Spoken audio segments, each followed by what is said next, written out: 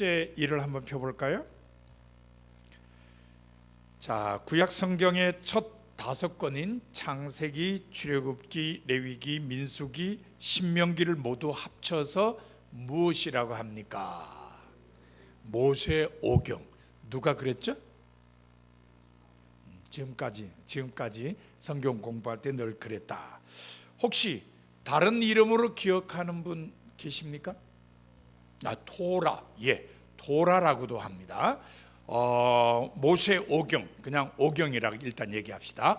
오경이라 하는 것도 있고 토라라고 하는 것도 있는데 도대체 어떤 차이냐? 히브리어 성경을 이 히랍어로 제일 먼저 번역한 게 70인역이라 그래요. 보통 이제 헬라어 성경이라 그러는데 그 헬라어 성경에서는 이 창세기부터 신명기까지를 오경이라 그래요.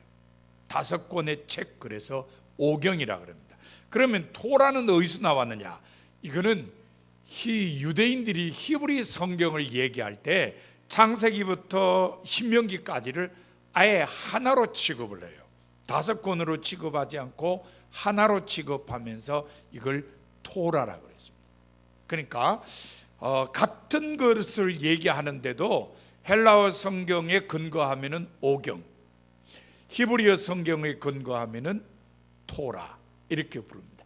우리나라 사람들은 주로 뭐라 그러죠? 율법서라 그래요. 율법서.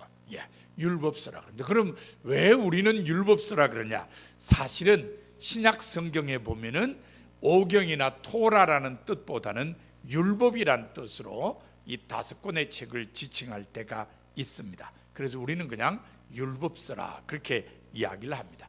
그러나 유대인들은 지금도 토라라고 이야기를 한다는 걸 기억하시길 바랍니다. 자, 두 번째 문제 봅시다. 구약 성경의 첫 대목은 무엇에 대한 이야기입니까? 뭐에 대한 이야기죠? 천지 창조에 대한 이야기입니다. 1장 2장이 그렇게 되어 있다 하는 걸 아시면 되죠.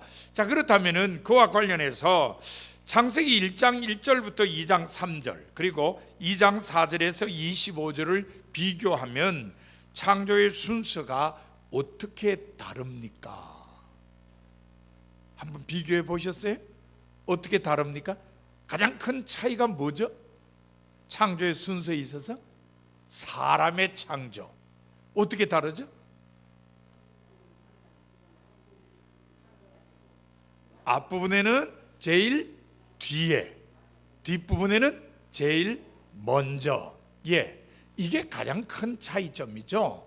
1장 1절부터 2장 3절까지는 하나님께서 빛부터 시작해 쭉쭉쭉 제일 마지막에 사람.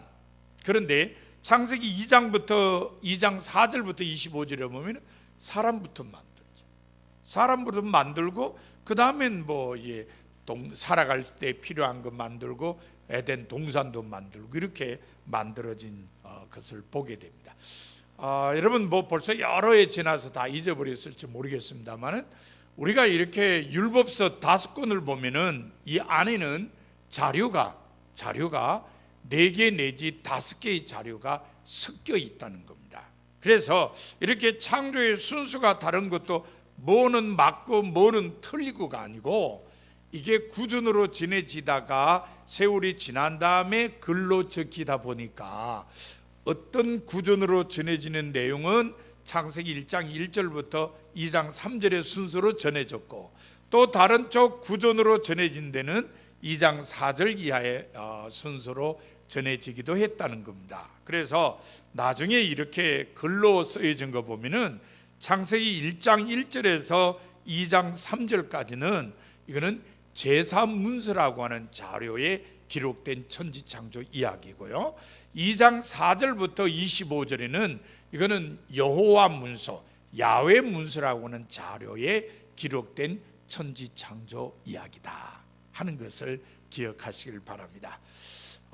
여러분들이 이제 자료에 대한 이야기는 공부는 전에 우리가 창세기 이제 공부 시작할 때 배경으로 공부한 적이 있었습니다. 지금 다 잊어버리셨겠습니다만은 어쨌든 이렇게 내용이 조금씩 다르다는 것 때문에 여러분 의아하게 생각하지 마세요.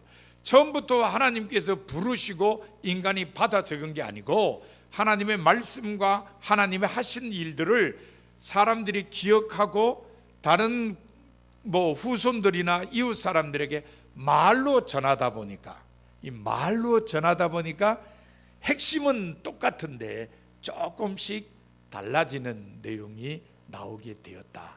이렇게 여러분들이 이해하시면 되겠습니다. 신약 성경에도 그 대표적인 예가 나오죠, 그죠? 어떤 게 대표적인 예죠? 복음서 4개가 그렇다는 겁니다. 복음서 4개도 예수님의 공생의 활동, 예수님의 말씀, 이런 것들이 입에서 입으로 전해지는 게 한 3, 40년 가다 보니까 내용들이 조금씩 달라질 수 있었다. 그래서 복음서조차도 서로 조금씩 차이가 나는 걸 보게 됩니다. 이런 거는 성서가 틀린 게 아니고 이거를 구전으로 전해지다가 기록될 때에 자료의 차이점 때문에 그런 어떤 내용의 차이가 나타났다, 이렇게 생각하시면 좋겠습니다. 자, 오늘 제3과 천지 창조에 대해서 함께 공부하도록 하겠습니다. 자, 여러분 교재 첫 페이지로 보세요. 지금 1번 문제에 대한 답이 설명이 되어 있습니다. 헬라어 구약 성경은 5권을 펜타투코스라고 한다. 이게 5개의 책이라는 뜻입니다. 이게 바로 오경이라는 뜻이죠. 그러면은 5, 5의 경자를 썼는데 경이라는 게 뭐냐? 경은 어떤 기준, 잣대, 표준, 이런 걸 얘기합니다. 그러니까 신앙 공동체의 정체성과 삶의 방향을 바르고 곱고 굳게 가르치는 책을 경이라고 한다. 그러니까 모세의 오경은 뭘 가르친다기보다는 신앙 공동체의 삶을 바르게 지도하는 책이다. 이렇게 여러분들이 생각하시면 좋을 것 같습니다. 자, 이 오경의 첫 대목이 세상을 창조하신 하나님에 대한 이야기입니다. 그런데 재밌는 건 오경 마지막에 뭐냐? 신명기 마지막이 오경 마지막이죠. 이건 모세가 죽음을 맞는 이야기입니다. 그러니까 하나님이 천지를 창조하시고 모세가 죽는 그 사이에 하나님이 창조하신 하늘과 땅에서 인간들이 어떻게 살아갔는지 그게 펼쳐지는 게 오경의 내용이다. 그래서 그 안에 보면 하나님께서 아브라함을 부르시기도 하고 아브라함의 아들 이삭, 야곱, 하나님과 어떤 관계를 맺고 살았는지가 쭉 나타납니다. 나중에는 이 모세가 이스라엘 백성을 애굽에서 인도해 내는 이야기까지 쭉 들어가 있습니다. 이 오경 이야기에는 누가, 왜, 어떻게 약속의 땅에 들어가냐, 이게 담겨져 있습니다. 바로 그 이야기를 통해서 세상의 근본을 바로 세우고 택함받은 사람들의 사명과 소망을 깨우쳐주려고 하고 있다는 걸 기억하시기를 바랍니다. 어떻게 생각하면 오경은 이스라엘 백성 이야기예요. 그렇죠? 거기 다른 민족 얘기가 없습니다. 이스라엘 민족을 중심으로 해서 얘기가 펼쳐집니다. 그러나 그것은 이스라엘 이야기지만 이스라엘만을 위한 이야기는 아니라는 걸 기억하시기 바랍니다. 어떻게 생각하면 이스라엘을 샘플로 해서 이 땅 살아가는 모든 사람들에게 깨우쳐 주고자 하는 이야기입니다. 더 조금 바꿔서 얘기하면 이 세상을 하나님의 뜻이 실현되는 하나님의 나라로 변화시켜 가려는 이야기다. 이렇게 생각하시면 되겠습니다. 그런데 이 오경을 이제 히브리 성경으로 보면은 바로 앞서 말씀드린 대로 토라라고 얘기합니다. 이 토라는 5권을 하나로 봐요. 그러니까 일종의 총서라고 말할까요? 책은 5권이지만 총서 그러면 하나의 주제로 돼 있다는 것과 마찬가지죠, 그죠? 예를 들어 누구 단편 전집 그러면은 책은 여러 개지만 다 어떤 사람의 소설이다 하는 점에서 총서로 만들어질 수 있죠. 이 토라도 그렇다 이렇게 생각하시면 됩니다. 이 토라에 대해서 우리는 아까 말씀드린 대로 율법서라고 얘기한다 그랬습니다. 하지만 토라는 율법 이전에 하나님의 가르침이다, 이렇게 이해하면 좋다는 겁니다. 우리나라 사람들은요, 이렇게 토라 아니면 오경, 율법서 그러면은 늘 묻는 게 있어요. 이게 우리나라 사람들의 특징 중에 하나인데, 누가 썼느냐, 이거 아주 중요하게 생각해요. 아주 궁금해서 못 살아요. 그래서 우리나라 사람들을 위해서 자꾸 얘기하는 게 무슨 오경이요? 모세 오경. 그래서 모세가 썼다는 식으로 사람들이 이해하도록 유도를 해요. 근데 실제로는 모세가 쓴 건 아니죠. 모세가 쓴 건 아닌데 어쨌든 모세와 연관이 있는 건 분명해요. 그래서 모세 오경이라고 해서 절대로 틀린 건 아니에요. 왜 그러냐? 그것은 모세의 권위 밑에 정돈된 토라다. 그래서 모세 오경이라고 얘기를 하는 겁니다. 모세 토라 이래도 틀린 말은 아니에요. 모세와 연관이 있어요. 모세의 권위 하에서 정돈이 돼 있어요. 우리가 조금 관점을 바꿔보면요, 시편 누구께 제일 많아요? 다윗께 제일 많아요. 그러면은 그 다윗이 쓴 시라고 소제목이 붙어 있잖아요. 근데 그 소제목은 원래 성경에 있던 글은 아니에요. 후대 사람들이 붙였어요. 시를 쭉 모으면서 요거는 다윗 거다 하고 다 붙였는데, 다윗 거라고 이름을 붙인 데에는 근거가 있을 거 아니에요. 누가 밑에다가 다윗, 저자 다윗 이렇게 썼을 거 아니에요. 근데 나중에 구약 성서학자들이 쭉 연구를 해보니까 다윗하고 시대가 안 맞는 시도 되게 많아요. 그런데 보면은 다윗이 썼다고 표시가 돼 있어요. 그래서 처음에 성서를, 시편을 편집하던 사람들은 거기 저자 다윗 해놨는데 다윗 이름을 안 쓸 수가 없잖아요. 그러니까 다윗을 다 써놨어요. 근데 오늘날에 와서 구약학자들이 연구해 보니까 다윗하고 시대가 틀리는 게 많아요. 예를 들어 여러분, 시편 23편, 여호와는 나의 목자시니 내게 부족함이 없으리로다, 쭉 읽어보면 누가 쓴 것 같아요? 자신 있게 얘기해서 괜찮아요. 누가 쓴 것 같아요? 다윗이 쓴 것 같죠? 왜요? 왜 다윗이 쓴 것 같죠?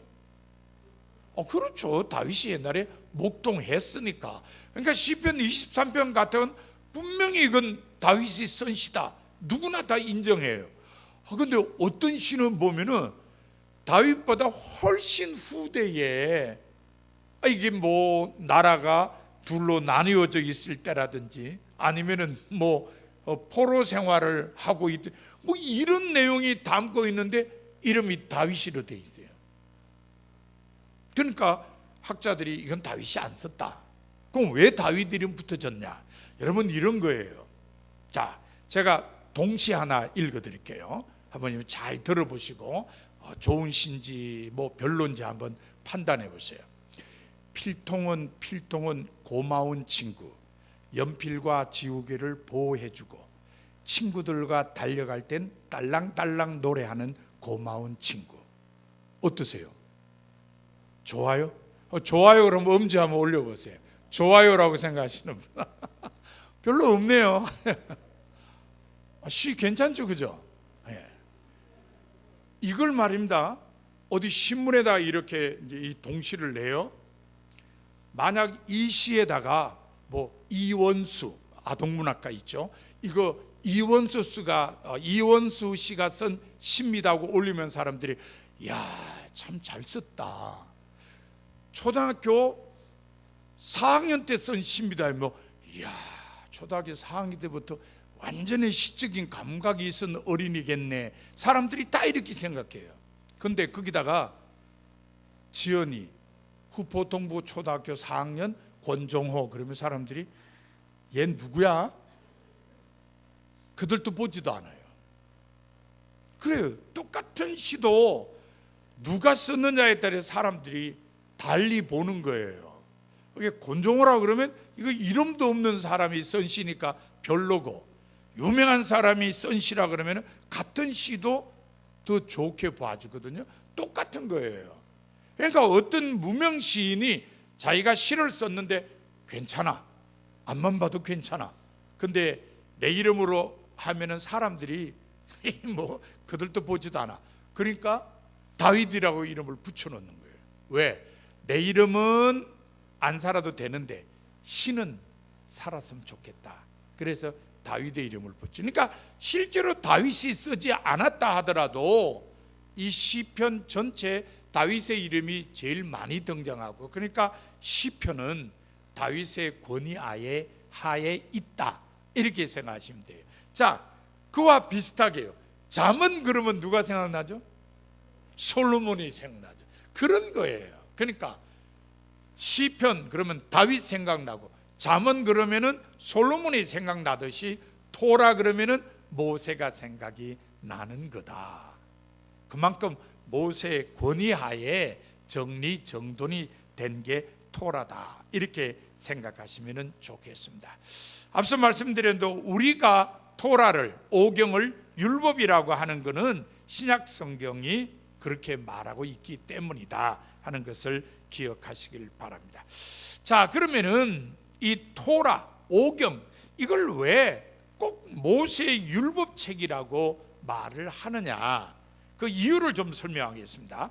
토라에는요 두 종류의 글이 있습니다. 하나는 이야기, 이게 진행되는 과정을 설명하는 이야기가 있어요. 이거를 학가다라 그래요. 그 다음에 또 하나는 이제 법이 있습니다. 그죠? 우리가 오경에 보면은 법이 많잖아요. 하나님이 정해주신 법이. 이거를 할라카라 그래요. 그러니까 이야기와 법이 있어요. 근데 이야기와 법 중에 뭐를 더 유대인들이 소중히 여길까요? 네, 법을 더 소중히 여겨요. 왜 그러면은 법을 더 소중히 여기냐? 이유가 있어요. 자, 바빌론으로 포로로 잡혀가서 포로 생활하던 사람들이 페르시아의 고레스 때문에 해방에 대해서 돌아와요. 그래서 사람들이 1차로 돌아오고 2차로 돌아오고 계속 이제 여러 차례 사람들이 돌아왔어요. 그 돌아온 사람들 중에 1차는 아니었지만 상당히 비중 있는 사람이 돌아온 적이 있어요. 그 사람이 누구냐면 에스라예요. 에스라가 돌아와서 유대 사회를 새롭게 딱 만들거든요. 어떤 면에서 유대교를 만든 사람은 사실 에스라라고 얘기할 수 있어요. 에스라가 와서 이스라엘 백성들의 삶을 변화시켜서 새로운 공동체로 만들었거든요. 이 에스라가 와서 뭐라고 얘기하냐면은 이제부터 페르시아 왕의 명령과 모세가 전해준 가르침대로 살지 않는 자는 누구라도 다 하나님의 백성이 아니다, 이걸 선포해요. 아니, 에스라가 자기가 뭔데 이런 걸 선포하냐? 이게 고레스 왕의 조서예요. 그러니까 에스라가 고레스 왕의 조서를 가져와서 백성들에게 낭독을 했는데 그 내용이 다른 거 아니에요. 페르시아의 왕의 명령하고 모세가 전해준 가르침대로 살아야 하나님의 백성이라는 거예요. 정치적으로는 페르시아 왕의 명령을 따라야 돼요. 하지만 종교적으로는 모세의 가르침을 따라야 된다. 그러니 뭐 이때부터 모세의 가르침이라는 게 뭐죠? 바로 율법이잖아요. 그래서 이 토라의 내용 중에서 이야기는 조금 약화됐고 법이, 바로 율법이 중요하게 여겨졌다. 이런 이유 때문에 법이 중요하게 여겨졌다는 것입니다. 자, 창세기는 오경 또는 토라의 첫 번째 마당이죠. 우리가 성경을 읽으면요, 성경 참 대단하다 하는 생각 드는 게, 이스라엘 사람들이 성경을 어쩌든 편집하고 책으로 만들었으니까 자기들 얘기를 먼저 쓸 것 같은데 아니에요. 창세기를 딱 열면은 이스라엘의 이야기가 먼저 아니라 뭐가 먼저예요? 세상 이야기가 먼저예요. 천지 창조 이야기가 먼저 나오고 있다는 겁니다. 그러니까 이 세상이 존재하는 것이 먼저고 그 다음에 이스라엘 백성이 존재하거든요. 그러니까 이스라엘 백성은 세상 속에서 도대체 왜 존재하는지, 그 역할과 사명이 뭔지 이렇게 이야기가 흘러가는 거예요. 자기 민족이 최고 이래서 먼저 나오는 게 아니라 하나님이 세상을 만드시고 그 세상에 사람들이 살아가는 중에 하나님이 이스라엘 백성을 택해서 너희들이 이 세상 속에서 이런 일을 감당해야 된다, 그렇게 선택하셨다는 게 창세기 속에 나타나는 내용입니다. 그러니까 이것은 상당히 의미가 있다 하는 걸 우리들이 알 수가 있습니다. 자, 창세기 1장 1절부터 2장 3절까지가 바로 첫 번째 창조 이야기입니다. 하늘과 땅, 이게 먼저 나와요. 그런데 천지 창조 이야기 다음에 어떤 이야기가 계속 이어지느냐, 뭐 다양하게 얘기할 수 있어요, 그죠? 천지 창조 이야기 다음에는 인간의 타락이 나오고, 또 그 다음엔 뭐 홍수 이야기도 나오고, 바벨탑 이야기도 나오고, 뭐 그 다음에 이제 아브라함의 선택도 나오고, 이렇게 우리가 설명할 수 있어요. 근데 이 왕대일 박사는 이 창세기를 어떻게 구분하냐면 딱 둘로 나눠요. 하나는 천지 창조 이야기, 그리고 하나는 하늘과 땅의 계보, 족보, 이런 뜻이에요. 그러니까 하나는 하나님께서 천지 창조하셨다는 얘기고, 하나는 사람들이 계속 퍼져나가는 이야기다, 이렇게 우리들이 이해를 해도 된다는 겁니다. 그래서 앞에 천지 창조 이야기는 창조하다, 이게 히브리어로 바라라는 동사인데요, 이 창조하다가 이끌고, 뒷부분은 이 계보 또는 이제 족보라는 말도 나오고 있습니다. 톨레도트라는 이 히브리어가 이끈다, 그런 이야기입니다. 그런데 천지 창조할 때 그 히브리어 바라는 주어가 하나님이에요. 누가 창조하느냐? 하나님이 창조하세요. 그러니까 하나님께서 이 세상을 창조하셨다는 게 이 바라라고 하는 히브리 동사에 이미 들어가 있어요. 그 다음에 두 번째 이야기 톨레도트, 이거 계보, 이거는 어떤 뜻이 있느냐? 뭐가 누구를 낳았다, 이런 뜻이 담겨져 있어요. 그러니까 누가 누구의 후손이 되었다, 그런 이야기거든요. 그래서 왕대일 박사는 이 바라와 톨레도트라는 이 두 단어로 창세기를 나눌 수 있다, 이렇게 얘기합니다. 자, 오늘은 이제 첫 단원을 공부하는 겁니다. 천지 창조에 대한 이야기. 자, 창세기 1장 1절부터 2장 3절까지가 창조에 대한 이야기입니다. 오늘 본문으로 읽었는 창세기 1장 1절은 세상이 하나님이 만드신 작품이라는 게 나와요. 하나님이 천지를 창조하시니라 그랬어요. 그 다음에 1장 2절부터 이어지는 내용을 보면은 하나님이 천지를 창조하시니 땅은 혼돈하고 공허했어요. 이 카오스라는 말로 쓰는데 깊은 어둠, 이런 뜻입니다. 그 카오스 위에 어둠, 혼돈, 공허, 그 위에 하나님의 영이 운행하셨어요. 그리고 천지를 창조하십니다. 이 창세기 1장에 보면요, 천지 창조를 3일 3일에 나누어서 해요. 어떻게 3일로 나누냐? 여러분 교재를 보세요. 처음 3일은 우주의 구조를 짜요. 그 다음에 두 번째 3일은 그 우주 안에 움직이며 그 공간을 다스리는 생명체를 생겨나게 합니다. 좀 구체적으로 보면요, 첫날에 빛과 어둠을 가르시고, 그 다음에 둘째 위 궁창과 아래 궁창을 가르시고, 세 번째는 물과 뭇, 바다와 땅을 이제 갈라놓습니다. 자 보세요. 빛과 어둠을 가르고, 궁창 위와 아래 궁창을 가르고, 그 다음에 물과 땅을 갈라놓아요. 그 다음에 하나님께서 만드십니다. 처음에는 해와 달과 별을 만드시고, 그 다음에는 물에서 사는 짐승과 그 다음에 날개 달린 새, 그 다음에는 이제 땅에서 기어다니는 짐승들과 사람, 이렇게 만들죠. 그러니까 처음 3일은 틀을 만들고, 세 번째는 그 틀 속에 살아갈 수 있는 생명체들을 만드셨다. 모든 거 다 하나님께서 의도하신 듯 다 되었습니다. 그러니까 하나님 보시기에 어땠다고요? 좋았다, 이렇게 얘기를 합니다. 자, 이 순서를 오늘 지구과학이나 생명과학으로 한번 비교하면 어떠냐. 이거 뭐 우리가 그 정도까지는 할 필요는 없는 것 같아요. 그래서 이 부분은 그냥 살짝 넘어가고 조심해야 될 게 있어요. 그게 뭐냐면은 이 지금 왕대일 박사님이 쓴 용어죠. 성경 안에 있는 과학을 성경의 과학으로 읽는 것은 아니라는 거예요. 그러니까 성경 안에 뭐 과학적인 얘기가 나온다. 그래서 이거는 틀림없다. 이거는 뭐 그냥 역사가 이어가는 동안에 변하지 않는다. 이것 때문에 많은 사람들이 어려움을 당했어요.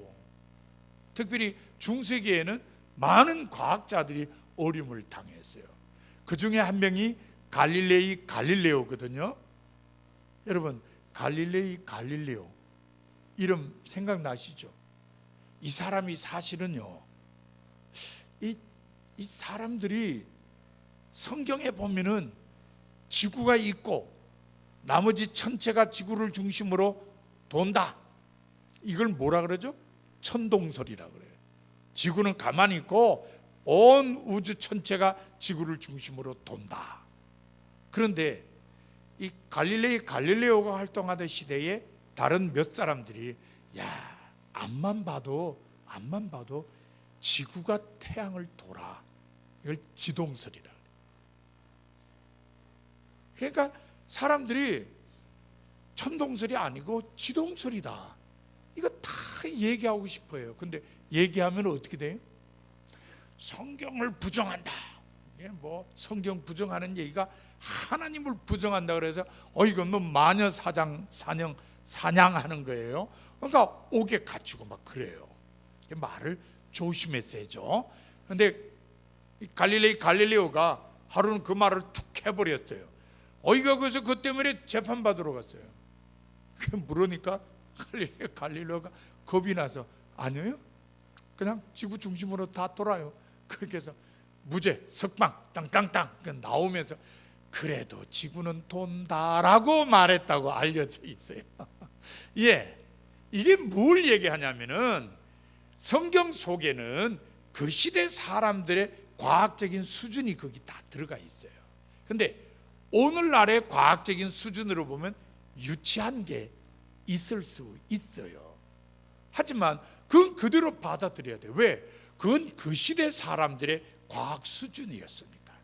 그러니까 성경 속에 있는 과학을 그게 절대적인 진리라고 우겨서는 안 된다는 거예요. 성경 속에 있는 과학은 그 시대 사람들의 과학 수준이라고 생각하고 넘어가야 된다는 걸 기억하시기 바랍니다. 그래서 성경 속에 있는 과학 가지고 지금도 그 과학을 믿고 그대로 따라야 된다고 우기면은 안 됩니다. 이렇게 지금 왕 박사님이 설명을 하고 있습니다. 자, 전체 창조 이야기가 두 개라는 건 우리가 숙제를 하면서 풀어보았습니다. 순서의 차이가 있다고 말씀을 드렸죠. 사람이 제일 먼저 됐냐 나중 됐냐 이 차이다. 그래서 창세기 2장 4절에서 25절에 보면은 사람이 먼저 만들어짐으로써 사람이 굉장히 중요한 존재였다는 게 드러납니다. 또 앞에 거하고 다른 건 뭐냐면 앞에는 하나님이 모두 다 말씀으로 창조하시는데 뒤에 창조 이야기 보면은 흙으로 사람을 만드십니다.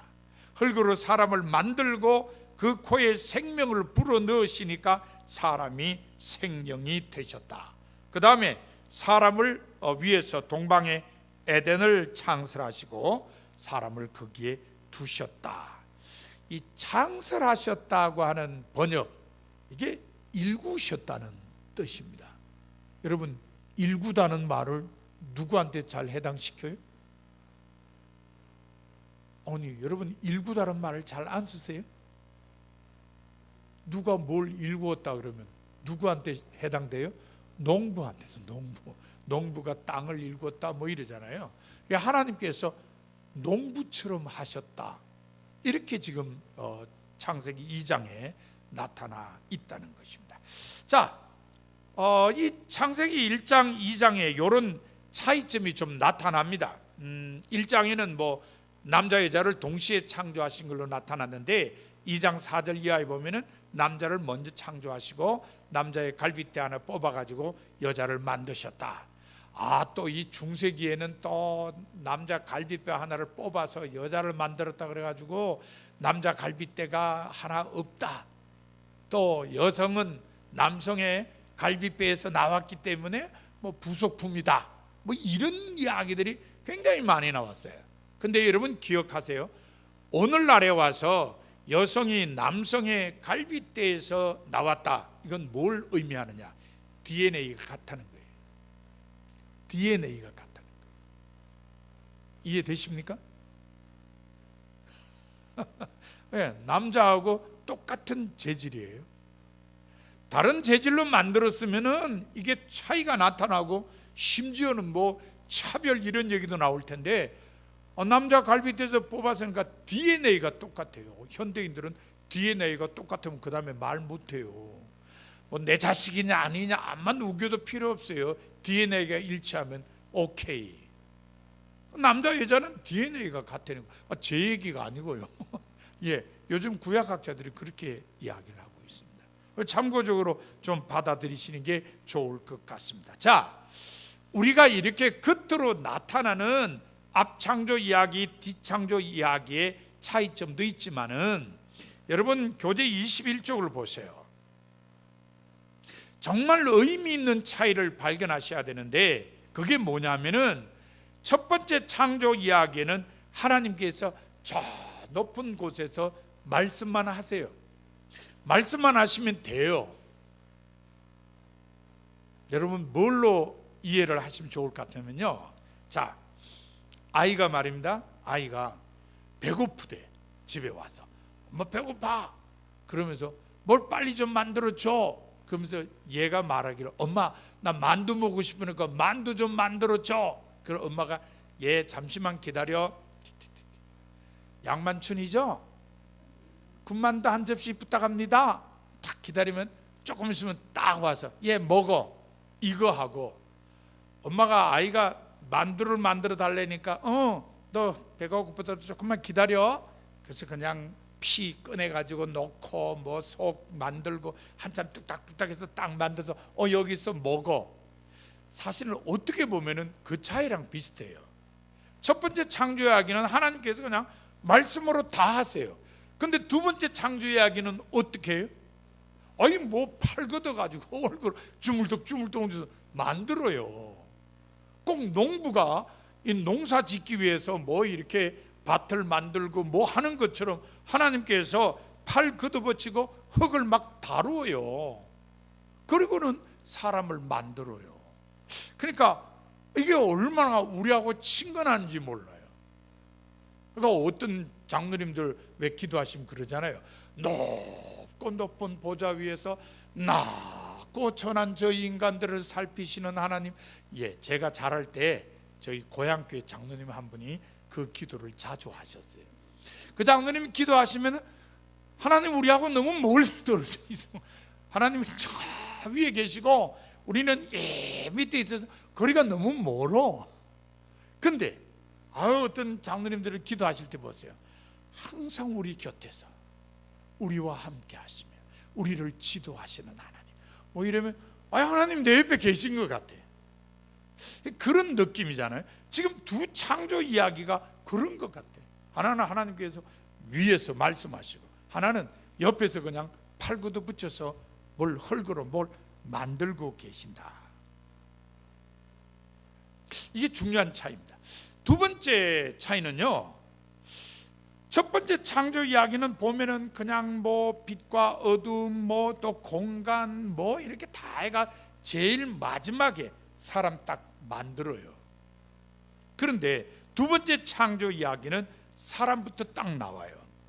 그리고는 사람들이 살아가는 데 필요한 모든 걸 만들어요. 그러니까 두 번째 창조 이야기에서 중심은 사람이에요. 이런 게 두 창조 이야기의 좀 차이점이다. 정말 인간은 정말 하나님의 사랑받는 존재다. 물론 첫 번째 창조 이야기도 하나님의 형상대로 지으셨다는 게 강조되어 있지만 두 번째 보면은 하나님이 다른 모든 사물을 만드신 목적이 인간이 살아가도록 하기 위해서라는 것을 말씀하실 정도로 인간이 강조되어 있다. 이런 점을 우리가 좀 차이점으로 설명할 수 있겠습니다. 자, 결국은 창세기 1장 1절부터 2장 3절까지의 이 창조 이야기 속에서 딱 말씀하시는 건 딴 거 아니에요. 하나님이 천지를 창조하셨다. 그러니까 온 우주 만물은 하나님이 지으신 작품이다. 그런데 여러분들이 잊지 마셔야 될 것은요, 사람이 뭘 만들면요, 자기가 만든 작품 속에서 그 작가의 의도, 작가의 생각, 이런 것들이 나타나게 돼 있어요. 여러분, 그림이든지 조각이든지 다 마찬가지입니다. 이렇게 보면은 어떤 글은 그냥 늘 보아왔던 건데 어떤 거 보면 좀 이상한 것도 있어요. 이거 왜 이러지? 보면은 작가가 뭔 의도를 가지고 만든 작품들인 거예요. 그런 것들이 좀 많이 있어요.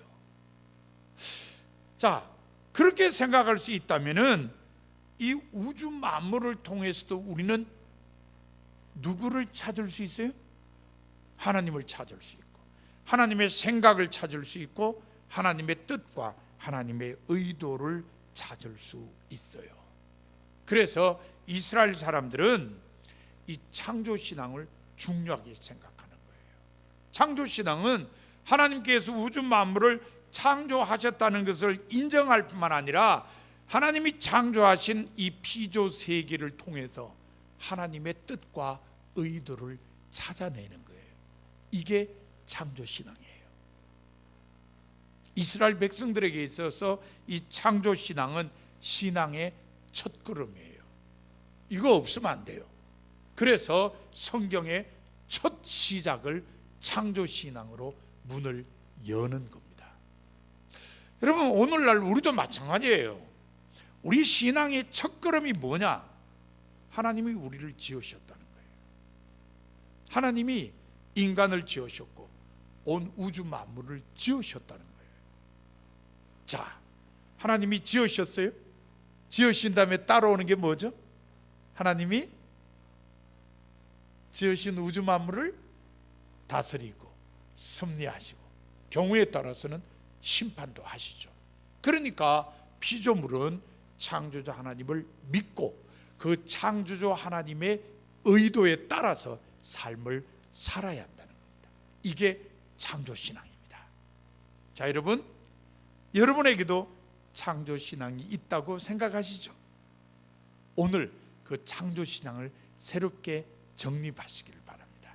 하나님께서 온 우주 만물을 창조하셨다는 것과 더불어서 하나님께서 온 우주 만물에 주권을 갖고 계시다는 것, 그리고 우주 만물을 통해서 하나님의 뜻과 의도를 드러내신다는 것. 따라서 우리 모두는 이 피조물을 통해서 하나님을 알고 하나님의 뜻을 알고 순종하며 살아야 한다는 것, 이게 진정한 창조 신앙이라는 것을 오늘 마음에 새기시길 바랍니다. 그래서 온전한 창조 신앙으로 하나님을 믿고 의지하고 섬기며 살아가는 모든 성도가 다 되시기를 바랍니다. 기도하겠습니다.